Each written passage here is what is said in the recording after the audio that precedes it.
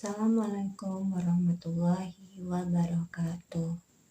Perkenalkan, nama saya Lili Kurniawati, mahasiswa dari Universitas PGRI Argopuro Jember, nomor induk mahasiswa 221F10161.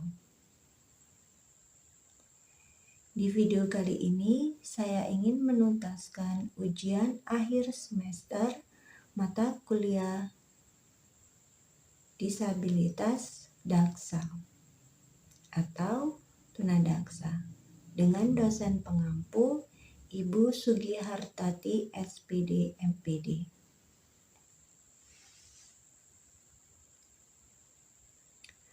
Apa itu tunadaksa? Tunadaksa adalah kondisi di mana kemampuan fisik seseorang untuk melakukan aktivitas secara mandiri seperti berjalan, mandi, buang air, dan lain-lain menjadi terbatas. Gangguan yang bisa terjadi sementara atau permanen itu disebabkan oleh keadaan yang berbeda-beda. Sementara, menurut Direktorat Pendidikan Luar Biasa, arti tunadaksa yaitu seseorang yang memiliki cacat fisik, tubuh, atau cacat ortopedi. Selain itu, keadaan ini juga dapat dikelompokkan menjadi dua bagian. Bagian besar, kelainan pada sistem cerebral atau cerebral system, dan kelainan pada sistem otot serta rangka muskuloskeletal system. Penyebab tunadaksa. Pada dasarnya, keadaan ini dapat dibedakan menjadi 3 penyebab. Terjadi sebelum anak lahir, prenatal, saat kelahiran, neonatal, dan setelah anak lahir, postnatal. Sebelum kelahiran, kelainan fungsi anggota tubuh yang terjadi sebelum bayi lahir atau ketika dalam kandungan pada umumnya disebabkan oleh faktor genetik dan kerusakan pada sistem saraf pusat. Sedangkan faktor yang menyebabkan kelainan selama dalam kandungan adalah anosia prenatal, disebabkan oleh pemisahan bayi di plasenta, penyakit anemia, kondisi jantung yang gawat, shock, percobaan aborsi, gangguan metabolisme pada ibu, dan faktor risus. Saat kelahiran. Tunadaksa yang terjadi saat kelahiran umumnya disebabkan karena posisi bayi sungsang, pinggul ibu yang terlalu kecil, pendarahan pada otak saat kelahiran, kelahiran prematur, atau gangguan plasenta.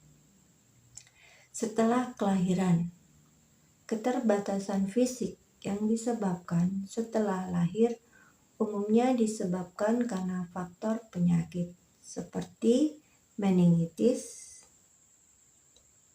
ensefalitis, influenza, difteri, pertusis, dan lain-lain. Sedangkan faktor kecelakaan seperti pertumbuhan tubuh atau tulang yang tidak sempurna. Jenis tunadaksa. Disabilitas fisik mempengaruhi orang disabilitas fisik memengaruhi orang secara berbeda-beda. Berikut 2 kelompok utama penyandang disabilitas. Di antaranya, disabilitas muskuloskeletal, 2. Disabilitas neuromuskuloskeletal.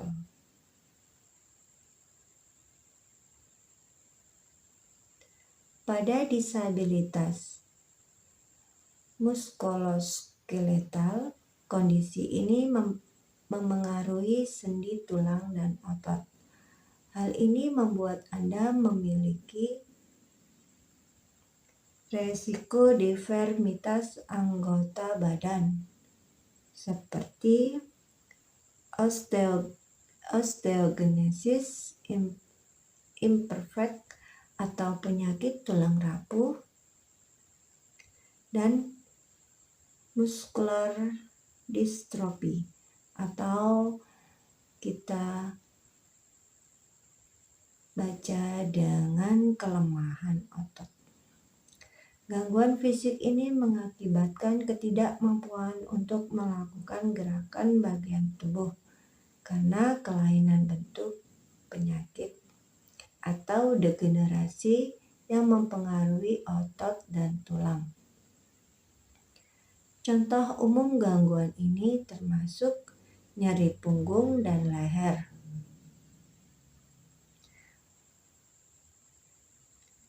osteoartritis atau kerapuhan tulang, dan kondisi peradangan seperti rheumatoid arthritis. Disabilitas neuromuskuloskeletal. Ini adalah keadaan yang didefinisikan sebagai ketidakmampuan untuk menggerakkan bagian tubuh yang terkena akibat penyakit, degenerasi, atau gangguan pada sistem saraf yang mengakibatkan gangguan fisik. Contoh umum gangguan ini termasuk cerebral palsy, spina bifida, stroke, cedera tulang belakang, cedera kepala, dan poliomyelitis. Mengenali karakteristik tunadaksa. Pada umumnya, penyandang tunadaksa mengalami gangguan psikologis karena kondisi fisik yang dialaminya. Di samping karakteristik tersebut, terdapat problem lain yang biasanya memengaruhi karakteristik penderita. Di antaranya karakteristik kognitif, karakteristik intelligence, karakteristik kepribadian, dan karakteristik fisik, juga karakteristik bahasa atau bicara.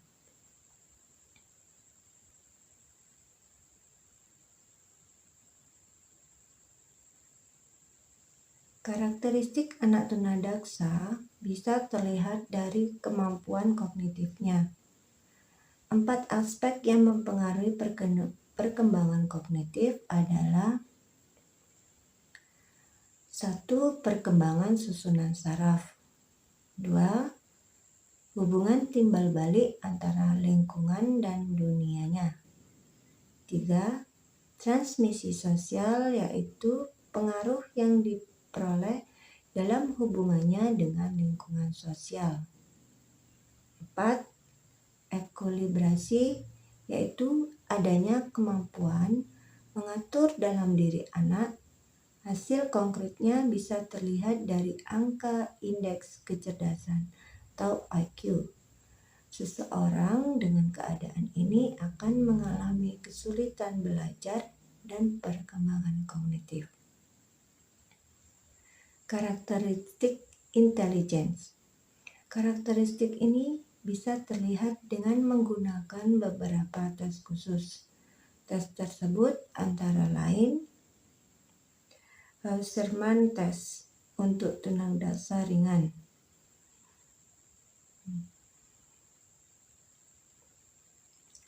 karakteristik kepribadian. Karakteristik tunadaksa ini terlihat dari munculnya perasaan frustasi akibat keterbatasan fisik yang dialami, apalagi ditambah dengan perlakuan orang-orang terhadap penyandang disabilitas menyebabkan dirinya berbeda dengan orang lain. Efek tidak langsung yang dihadapi ini menimbulkan sifat harga diri yang rendah, menurunnya rasa percaya diri, serta menghambat kreativitasnya. Karakteristik fisik. Secara umum, perkembangan fisik seseorang dengan kondisi ini hampir sama dengan orang normal pada umumnya, kecuali pada bagian-bagian tubuh yang mengalami kerusakan atau terpengaruh oleh kerusakan tersebut. Penyandang tunadaksa seringkali menganggap ketidaksempurnaan anggota tubuhnya membuat potensi yang dimilikinya tidak utuh. Karakteristik bahasa atau bicara. Jika gangguan fisik yang terjadi dipengaruhi oleh penyakit polio, hal tersebut akan mempengaruhi perkembangan bahasa dan bicaranya. Namun, lain halnya jika terkait dengan cerebral palsy. Keadaan membuat penderita kesulitan mengatur artikulasi, fonasi, dan sistem respirasi. Bagaimana perawatan terhadap disabilitas tunadaksa? Perawatan tergantung pada penyebab, jenis, perluasan penyakit, atau seberapa parah cedera. Program rehabilitasi direncanakan untuk membantu individu mencegah memburuknya kondisi medis dan mengelola disabilitasnya dengan percaya diri. Beberapa program rehabilitasi meliputi 1. Terapi okupasi, 2. Fisioterapi, 3. Terapi bicara, 4.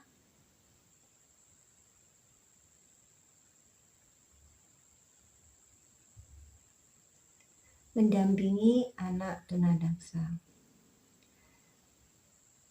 Menurut Maria, staf pengajar di Fakultas Ilmu Pendidikan, Program Studi Pendidikan Luar Biasa, Universitas Negeri Jakarta, pendidikan untuk anak dengan kondisi ini harus memperhatikan sejumlah aspek, antara lain perkembangan intelektual dan akademik, 2. Perkembangan fisik, 3. Meningkatkan perkembangan emosi dan penerimaan diri, 4. Mematangkan aspek sosial, 5. Mematangkan moral dan spiritual, 6. Meningkatkan ekspresi diri, 7. Mempersiapkan masa depan anak. Demikian video ini saya buat untuk menuntaskan ujian akhir semester mata kuliah disabilitas daksa atau tunadaksa. Kita bertemu lagi di video selanjutnya. Assalamualaikum warahmatullahi wabarakatuh.